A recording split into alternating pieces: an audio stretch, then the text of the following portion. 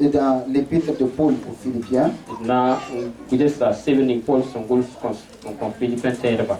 Et dans ça, nous allons voir qu'il est bon pour chaque enfant de Dieu de chercher, de marcher selon l'esprit. Amen. Bien-aimé, si Dieu nous a appelés, si Dieu nous a choisis, si notre cœur est le temple du Saint-Esprit, étant enfant de Dieu, il y a une chose que nous devons savoir: on doit toujours apprendre à marcher selon l'esprit. Amen. Amen. Ça peut prendre du temps, mais une fois que nous manifestons l'amour envers le Dieu qui nous a sauvés, si nous marchons dans la fidélité avec lui, si nous ne regardons pas nous-mêmes et mettons notre confiance en lui, par fini, il va nous donner de pouvoir comprendre la conduite de l'Esprit de Dieu. J'ai essayé de voir, réfléchir, et à travers la parole de Dieu, j'ai vu que ce qui peut être un blocage pour ma vie et pour ta vie, c'est quand nous n'arrivons pas à comprendre ou à marcher selon le Saint-Esprit.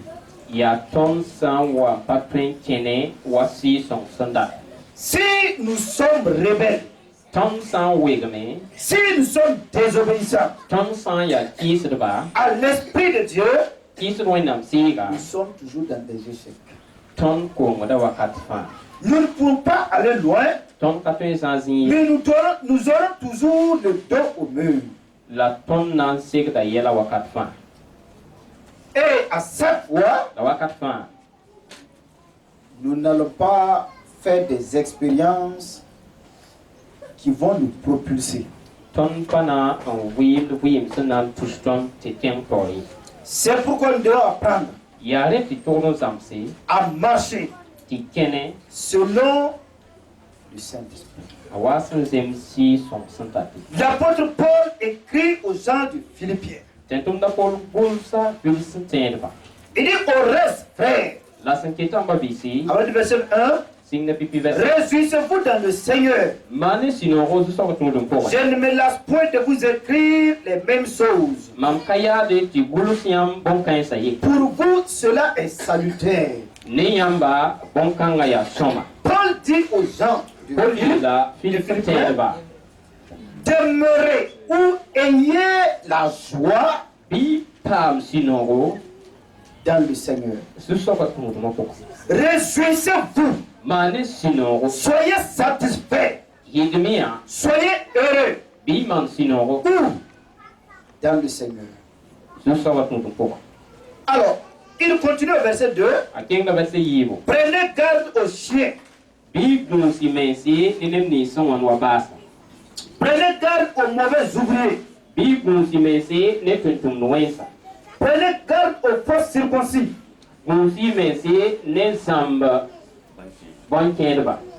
Car les circoncis, c'est nous qui rendons à Dieu notre culte par l'Esprit de Dieu, qui nous glorifions en Jésus-Christ et ne mettons pas notre confiance dans la chair. Voici 3 points. Il dit ceci: et l'Esprit de Dieu, Jésus-Christ, et aussi notre chair. Paul a écrit Apol Gulsame, pour nous tous. Ton Fanyiga. Si nous voulons vivre cette joie, Ton Sanato Vim Sino Kanga. si nous voulons vivre cette paix, Ton Sanato Vim La Pikanga.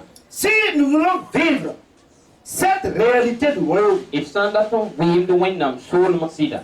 avoir la joie tous les jours Pam Sino Wakat Fan. en Dieu, Windam Poin. il y a que nous devons faire tout. Quand Paul parle des chiens, Apollo Sangom Basiele. il parle des serviteurs ou des gens qui amènent le peuple à pécher. Agum da Tenton de Nip, voilà, Nebni Sinke de Nebaman Yelwen. Pour les ouvriers qui promettent la lune, Voilà, Tenton de Ba, Saint. ils vous promettent la lune, des promesses que vous ne pouvez pas réaliser. Et ceux qui enseignent les fausses doctrines. Des enseignements qui ne vont pas selon le Saint-Esprit. Paul veut dire les vrais circoncis. Qui sont les vrais circoncis? Qui? Les faux circoncis sont ceux qui s'appuient sur leur chair. C'est ceux qui s'appuient sur leur connaissance, sur tout ce dont ils possèdent. Ils mettent leur confiance dans la loi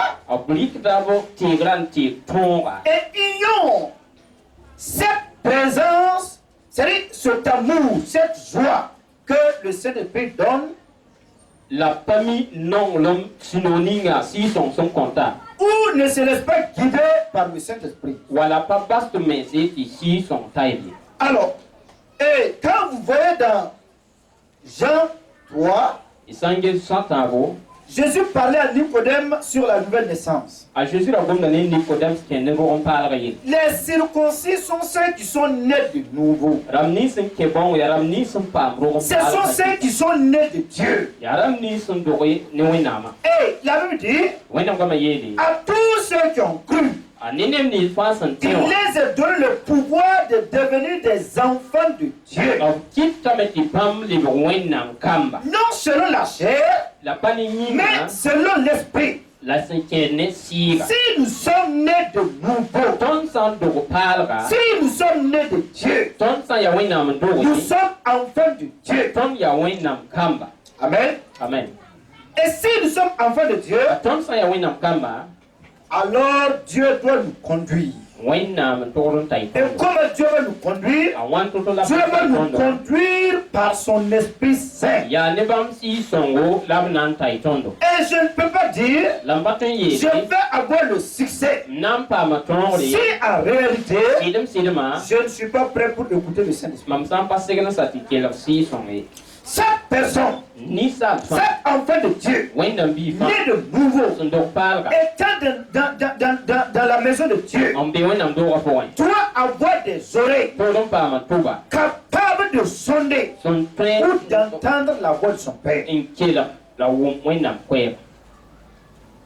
Sinon, alors nous pouvons faire une vie selon les faux circoncis qui s'appuient sur la loi. Or,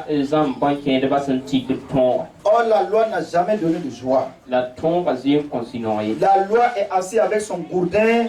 Il te dit ne fais pas, et puis il est de ce côté avec son gourdin.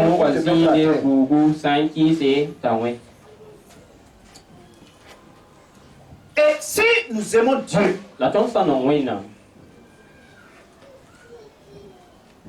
en réalité, Dieu aussi va nous donner de comprendre comment marcher avec lui.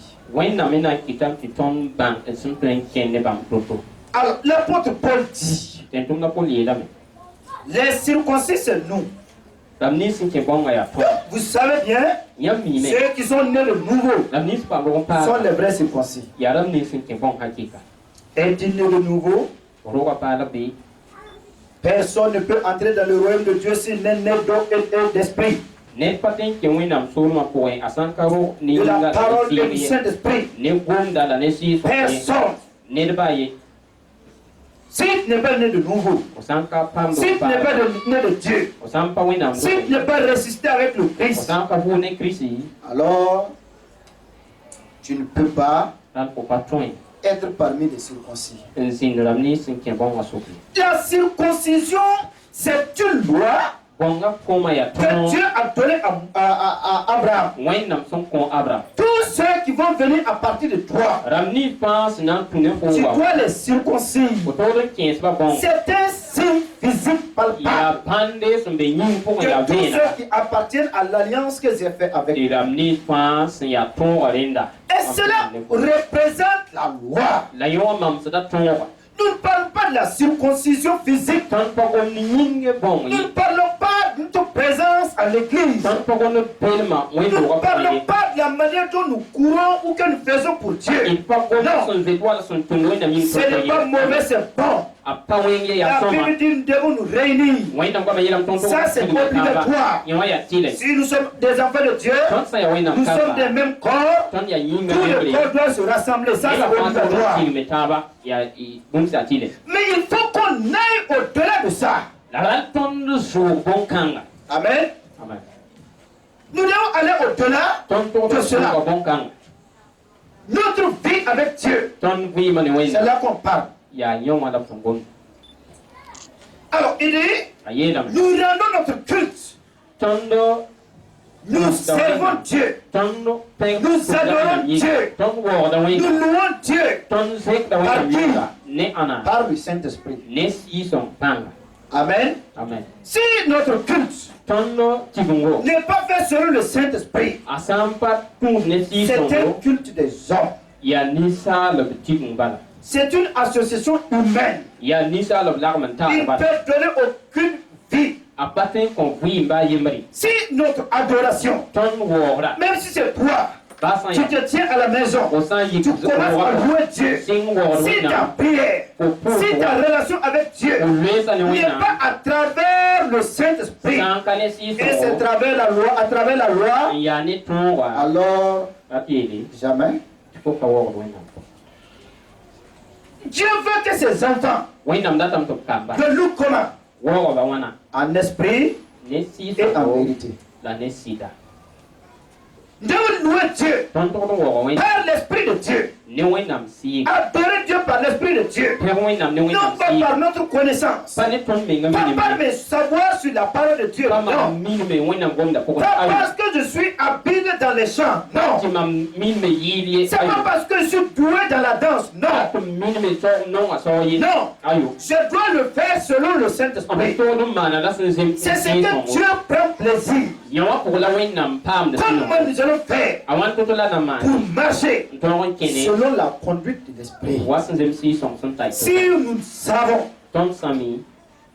Église, si moi je sais, et que toi aussi tu reconnais que sans le Saint-Esprit, alors nous ne pouvons rien faire, nous allons nous asseoir pour apprendre. C'est pourquoi, regardez, quand nous suivons, nous allons revenir dans ce point. Il dit, nous ne mettons pas notre gloire ou notre confiance dans la chair. Nous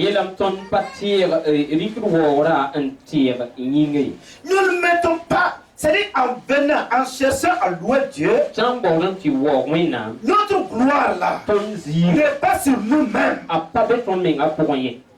La chair, non. Je ne mets pas ma gloire sur ma circoncision physique. Je ne mets pas ma gloire sur mes tenues vestimentaires. Non. Je ne mets pas ma gloire sur ma connaissance intellectuelle. Non. Je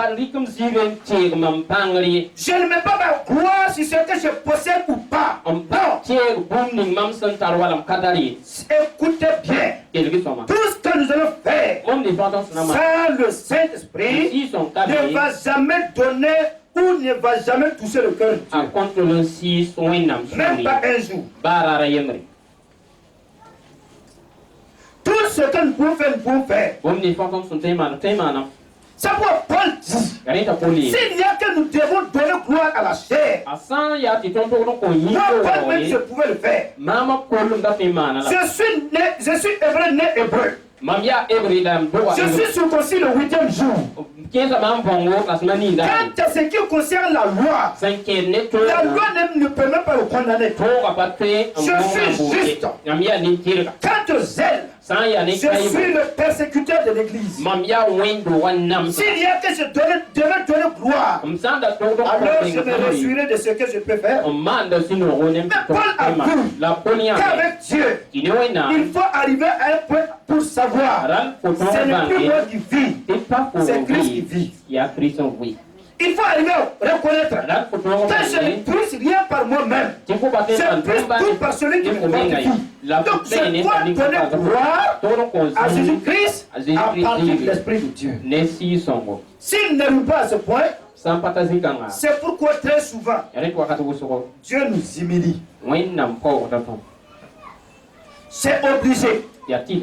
Quand on ne peut pas, nous n'arrivons pas en tant qu'enfants de Dieu à pouvoir donner gloire uniquement, à compter sur l'Esprit de Dieu. Dieu va nous humilier et nous humilier, nous humilier, nous humilier. Quand vous prenez la parole de Dieu, le Psaume 119, le psalmiste dit, regardez ce qui se passe, le Psaume 119. Alors, à partir du verset 71 plutôt, ou même il dit ceci, il m'est bon d'être humilié, afin que j'apprenne tes statuts, ta loi, tes commandements. Est-ce que vous comprenez? Le psalmiste dit, il a réalisé un temps dans sa vie, Dieu lui a humilié. Il faisait tout par sa chair. Je fais tout par moi-même. Il tape sa poitrine, ça marche. Mais Dieu a fait qu'un jour, quand Dieu voulait qu'il compte sur l'esprit, Dieu va lui pousser. À un temps donné, son doigt est contre le mur. Il ne sait même plus où aller. Il compte sur sa connaissance zéro. Il appelle ses amis zéro. Il appelle tout le monde zéro. Il tourne à gauche et zéro. Tout le monde fuit. Il est seul. Il commence à fondre en larmes. Il dit, quand il a commencé à pleurer, il dit, oh Seigneur, maintenant, je vais compter sur ta parole. Je vais maintenant avaler ta parole. Je vais compter sur ta parole.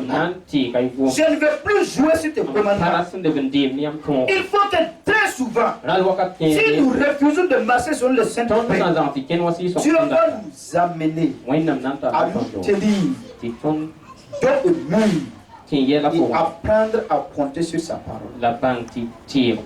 Compter sur le Saint-Esprit.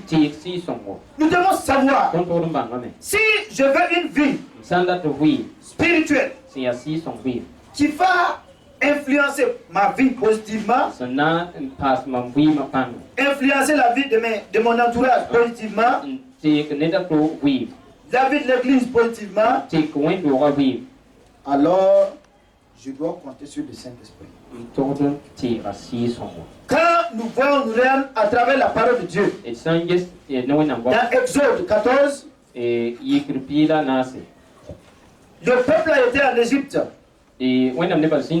Alors pendant des années, 400 ans, maintenant Dieu arrive à un temps où il veut le faire sortir. Dieu a frappé l'Égypte avec des maladies, des plaies, et à un temps fut arrivé, Dieu dit aux enfants d'Israël, sortez maintenant. Dieu va commencer à leur donner des enseignements. Pour leur dire, vous avez été en Égypte. Il y avait des ingénieurs en Égypte. Ils ont fait des études. Il y a des gens qui ont fait des études là-bas. Il y a des gens qui étaient peut-être des DG. Il y avait des commissaires. Il y avait des gens qui avaient la capacité de faire des ouvrages parce qu'ils étaient des grands ingénieurs. Alors, des mecs, ok. La route qu'ils devaient prendre, Dieu les dévie et dit passer vers la mer. Et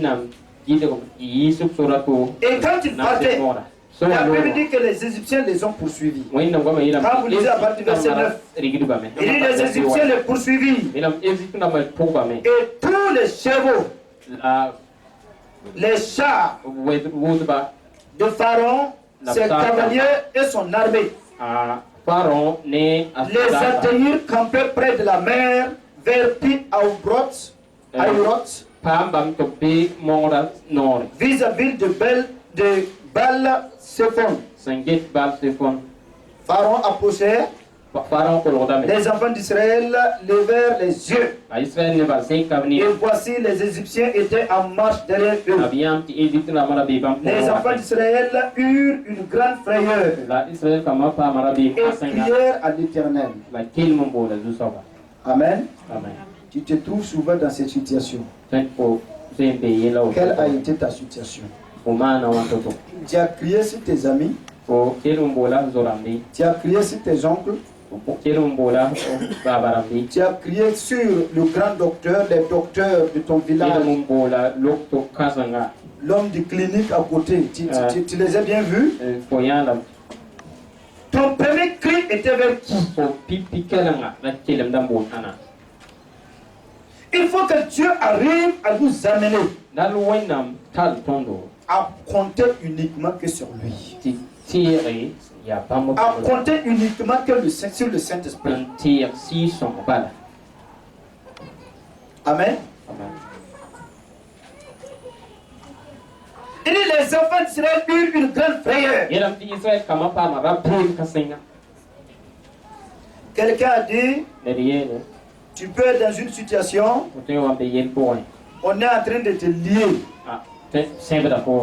Et le Seigneur est tout près à côté, il regarde.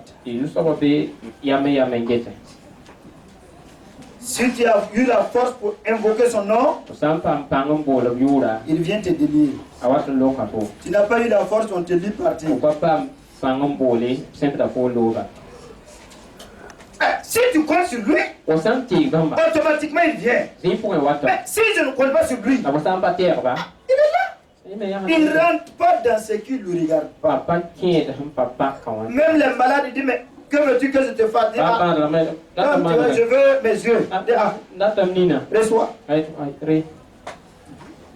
Là où tu lui as pas dit de rentrer, il ne rentre pas. C'est pourquoi la Bible dit, il est à la porte et il tape. Celui qui entend ma voix, s'il ouvre la porte, je rentre. Je soupe avec lui, je mange avec lui. Quand on parle du souper, on parle d'une fête, d'une joie. Est-ce qu'il peut y avoir une souper dans ta maison et puis il y a les larmes qui coulent? Non. C'est un jour de joie. C'est pourquoi ils continuent. Lorsqu'ils ont eu la peur, ils ont crié et dit à Moïse, voici le grand problème encore. N'y avait-il pas de sépulcre en Égypte? Le peuple compte toujours sur eux-mêmes. Ils ont mis Dieu eux-mêmes.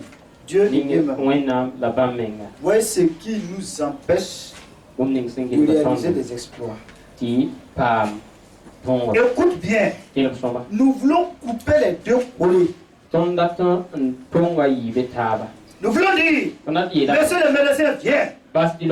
Jésus, toi aussi, viens. Ensemble, faites le travail. À aider à, ça ne marche pas comme ça. Il y a d'autres, ils courent vers les fétiches. Et ils courent encore, ils vont à l'église. Jésus, pourquoi? Jésus dit, moi je ne rentre pas dans ça. Non. Jusqu'à ce que nous comprenions qu'il faut marcher selon l'esprit. selon Dieu lui-même. Ils ont dit, mais nous, il y avait des cimetières, si on mourait, on pouvait bien nous enterrer en Égypte. Si vous avez... L'homme est trop ingrat.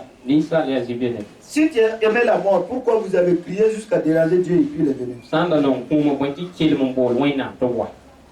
Hein? Dans les situations difficiles, dans les épreuves, quand Dieu commence à nous humilier pour nous enseigner, pour, au lieu d'ouvrir nos oreilles pour entendre Dieu, on regarde notre passé. C'est ça l'apôtre Paul dit. Si les circoncis, ils ne comptent pas sur Dieu, ils vont compter sur quoi? La chair. Tu vas compter sur ce qui est passé. Tu vas commencer à redonner vie à ce qui est passé. Tu vas commencer à adorer le passé. Pour dire, c'était mieux. Dieu dit, ah bon? Tu n'as même pas encore les... Je vais te pousser encore. Et nous allons durer dans l'épreuve. Il dit ceci, n'est-ce pas ce que nous te disions en Égypte? Laisse-nous servir les Égyptiens, car nous aimons mieux servir les Égyptiens que de mourir au désert. Voyez ce qu'il dit à Moïse. Toi et ton Dieu t'a dit là-bas, nous sommes au bord de la mer. Voilà. Généralement, nous n'avons, au lieu d'écouter Dieu, Dieu nous amène à pouvoir l'entendre. Au lieu de chercher à comprendre ou à écouter Dieu, à marcher sur le Saint-Esprit, très généralement nous accusons. Quand il y a un problème à la maison, la femme dit c'est son mari. Le mari dit c'est la femme. Il n'avait pas fait ça, ça n'allait pas passer. C'est passé. L'élève a qui le maître. S'il avait donné ce coup-là, moi j'allais avoir mon examen. Chacun accuse son ami. Tout ça, ça nous amène à ce que nos oreilles spirituelles se ferment. Et nous n'arrivons pas à comprendre quelle est la volonté de Dieu dans ça. Dans cette épreuve, il n'y a jamais eu épreuve sans porte de sortie. Il n'y en a pas. Il dit il y a les épreuves, Dieu fera quoi? Hein? Une porte, un chemin. Ça veut dire à cette épreuve, il y a une porte. Mais si nous ne faisons pas attention, qui va nous montrer le chemin? Qui doit te montrer le chemin? C'est le Saint-Esprit. Alors si nous n'écoutons pas, et nous nous embrouillons, tu peux durer dans ça. Amen. C'est pourquoi Moïse va dire, verset 13, Moïse répondait au peuple, ne créez rien, restez en place et regardez la délivrance que l'Éternel vous accordera en ce jour. Car les Égyptiens que vous voyez aujourd'hui, vous ne les verrez plus jamais. Les gens sont étonnés. Amen. Dans chaque situation que Dieu nous met au mur, écoute bien, il y a une solution. Mais chaque épreuve, c'est pour nous donner à pouvoir comprendre, à marcher selon l'esprit. Ce n'est pas pour autre chose. C'est ça le psalmiste dit. Il est bon quand tu m'es humilié. Si tu ne m'avais pas humilié, moi je n'allais jamais compter sur ta parole. Je ne croirais pas que ta parole est puissante. Je ne croirais pas que le Saint-Esprit peut me guider. Je ne croirais pas. Je mettrai toujours mon espoir sur ce que je vois. Les choses naturelles. Amen. Il faut que nous puissions comprendre. Et Moïse va continuer. Il dit ne craignez pas rester en place. La délivrance appartient à l'Éternel. Moïse vient de réaliser quelque chose. Parce que Moïse a été dans le désert. Dieu a accepté. Dieu voudrait que Moïse sauve le peuple d'Israël. Lisez très bien. Dieu dit à Abraham que les enfants seront 400 ans en Égypte. Après ça, ils vont sortir. Moïse a 40 ans. C'était 400 ans juste. Maintenant, le zèle, l'onction, Moïse savait dans son cœur, je suis un libérateur. Mais je ne sais pas qu'est-ce que je dois faire. Je sais en moi l'onction de conduire. Mais je ne comprends rien. Je dois sauver ce peuple-là. Il souffre tellement. Et Moïse va s'appuyer sur quoi? Sur sa force, sur sa connaissance. C'est un prince. À 40 ans, Moïse voit un Égyptien qui est en train de frapper un Hébreu. Il dit non. Ah, c'est ça. C'est ça mon cœur me disait, faut sauver ton peuple là. C'est arrivé. Très vite, papa, Moïse a tué. Il l'a mis dans le sable, il l'a refermé. Et ce Moïse a compté c'est qui? C'est sa propre force. Moïse a compté. Dieu est là. Écoute bien. Dieu t'a promis beaucoup de choses. Reste tranquille, mon frère. Reste tranquille. Ah! Faut arrêter l'impatience. Donc c'est pas Dieu qui a parlé. Reste tranquille à cette voix. Moïse dit au peuple, restez tranquille, ne bougez pas. Vous verrez la délivrance du peuple. Dieu a déjà parlé. Quand Moïse a été formé dans le désert, pourquoi? Il était pressé pour réaliser le plan de Dieu. Avant que Dieu n'ait sifflé. C'est Dieu qui est l'arbitre. C'est le seul qui donne l'ordre. Il n'a pas encore donné l'ordre. Il commence à jouer. Quand il a frappé, quelque temps, ils ont découvert. C'était dans du sable. Peut-être l'eau de la mer, là, quand ça fait fou. Après, on voit mort là-haut. Nous pouvons faire beaucoup de choses cachées pour aider Dieu. Mais plus tard, ça finit par se mettre en l'air. C'est ça qui va te faire fuir. C'est pas quelque chose d'autre. C'est que toi tu as fait sans Dieu là. C'est ça qui va te faire fuir. Et Dieu dit, quand ça s'est fait, on dit ils vont attraper Moïse. Il est rentré dans le désert. Dieu dit, mon enfant, je dois laver tes oreilles. Je dois chercher de l'eau hygiénique, l'eau propre, l'eau pure. Je dois chercher des produits, laver tes oreilles, t'amener à pouvoir marcher sur l'eau. Deux personnes ne peuvent pas marcher ensemble si d'abord ils ne s'arrêtent pas pour s'entendre. Moïse, on va s'entendre. Donc, il avait 40 ans où?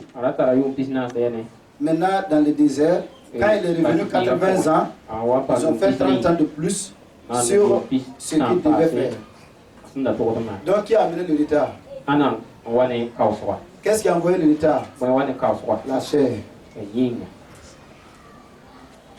Et donc, c'est dans le désert que Dieu a amené Moïse. Au moment où il dit maintenant personne ne veut de moi, je ne suis rien, moi qui étais prince, je mangeais bien, je fais tout, maintenant c'est moi qui est derrière les bébés. 40 ans. Moïse même a oublié que quelqu'un peut compter sur lui.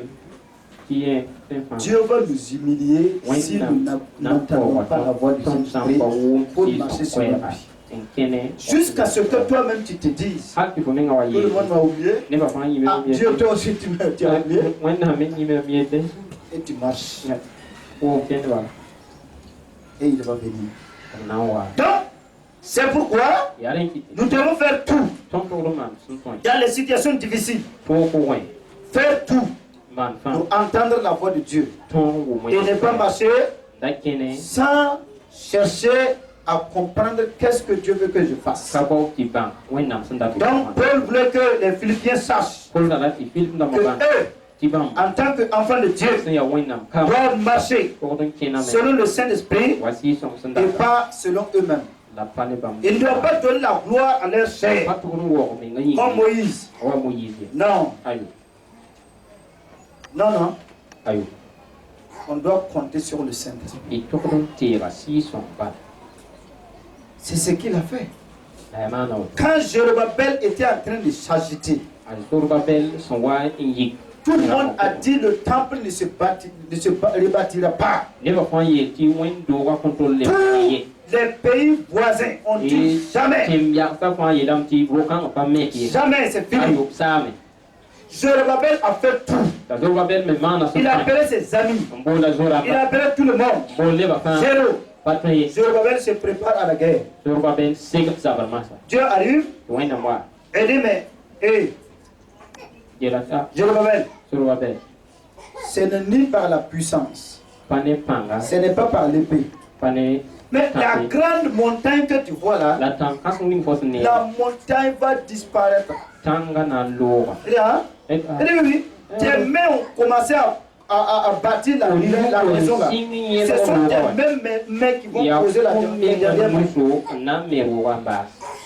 Amen. Donc, enfants de Dieu, cherchons à marcher selon l'esprit et obéissez à l'esprit.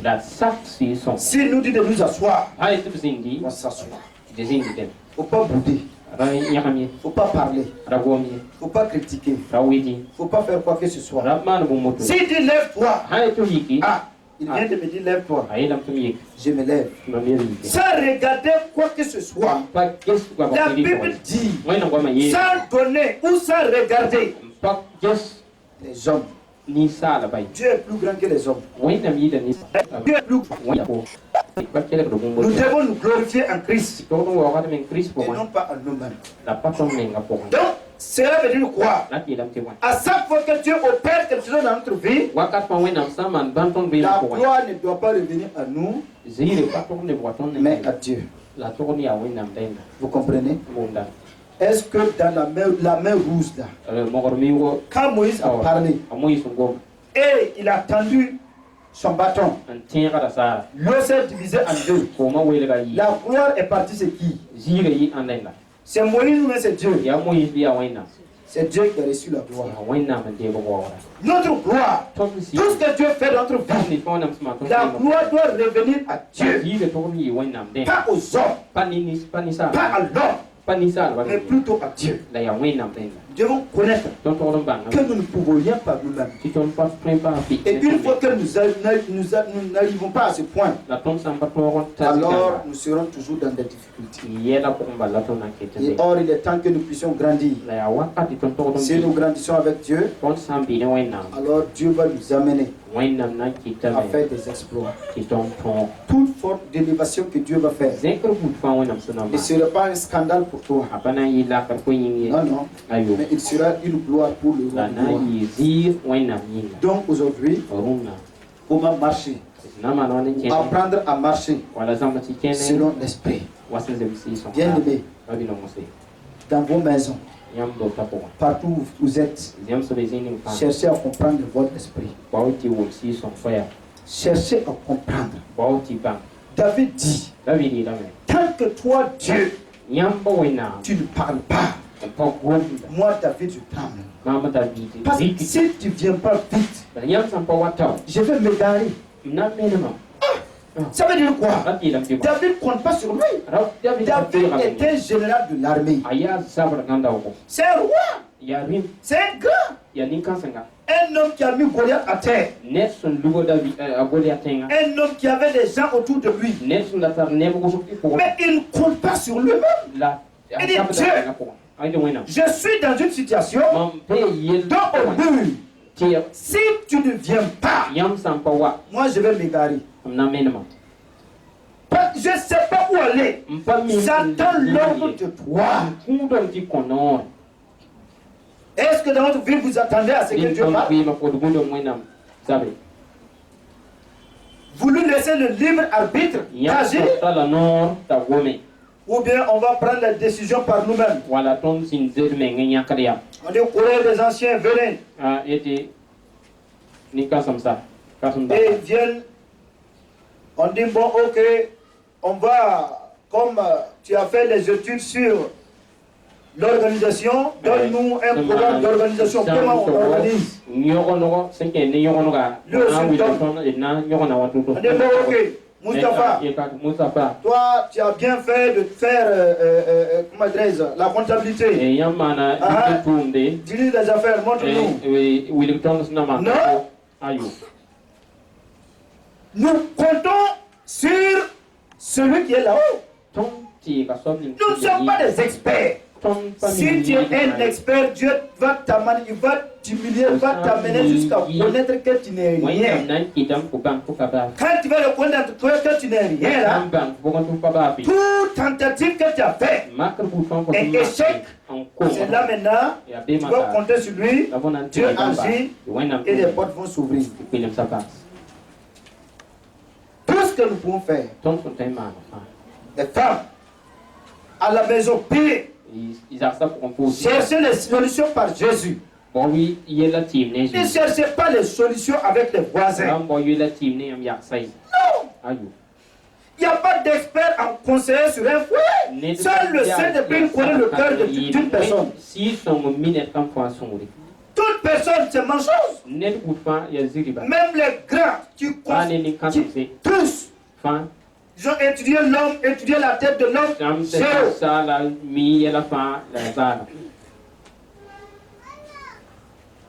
Tous, dans n'importe quelle situation, dans les emplois ou ailleurs, le vrai expert, c'est le Saint-Esprit.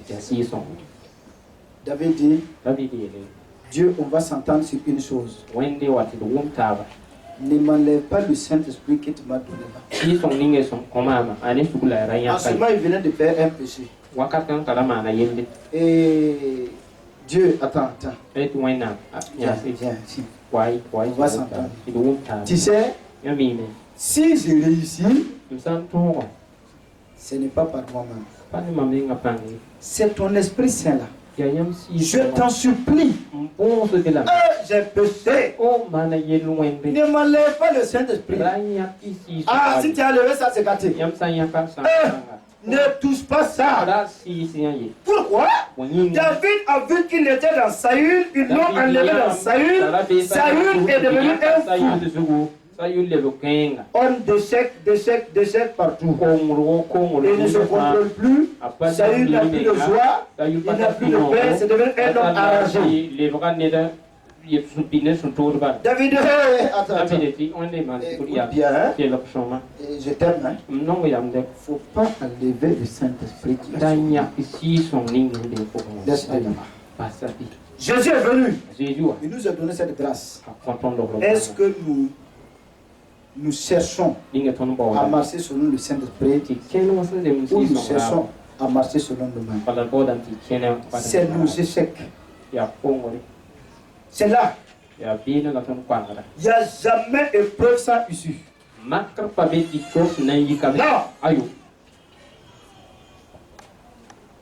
Non. Même la mer rouge. Le Saint-Esprit a soufflé seulement sur Moïse. Prends ton bois. Attrape comme ça sur le vent. Quand Moïse a accepté, c'est fini. Si Moïse disait, écoute bien. Toi aussi. Écoute bien.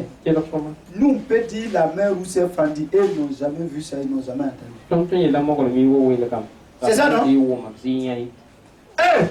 Ils n'ont jamais vu, ni entendu. Et on dit, étends ta main avec le bâton. Il fait comme ça. Il a obéi, oui ou non? Quand le Saint-Esprit nous parle, nous devons obéir, oui ou non? Si nous n'obéissons pas et nous contredisons, nous comptons sur nous-mêmes. Amen. Bien-aimé, qu'on apprend maintenant. Peu importe le temps que nous allons faire à l'église. Peu importe le temps que nous servons Dieu. Non. Peu importe de la manière dont je cours pour Dieu. Écoutons. Et revenons. Apprenons à marcher selon le Seigneur. Il n'y a pas autre porte. Il n'y a pas autre porte. Il n'y en a pas. Amen. Développons notre relation avec lui. Même s'il y a quelque chose qui ne va pas, il va venir vers toi. Il te dira, si tu as obéi, Dieu soit loué. Si tu n'as pas obéi, il te dit, mais c'est tout. Amen. Nous allons nous arrêter ici. Et nous allons prier. De tout mon cœur, nous devons savoir, Dieu nous a appelés à gagner, pas à l'échec. Amen. Et nous devons faire tout pour l'obéir. Nous devons faire tout. Il a dit, je ne vous laisserai pas orphelin. Non. Le Saint-Esprit viendra sur vous. Il dit le Saint-Esprit va venir. Jésus n'a rien fait que par le Saint-Esprit. Il vient. Nous devons savoir communier avec lui. Nous humilier. L'écouter. Nous asseoir. Les pieds bien fermés. Et lui dire, enseigne-nous. Enseigne-nous.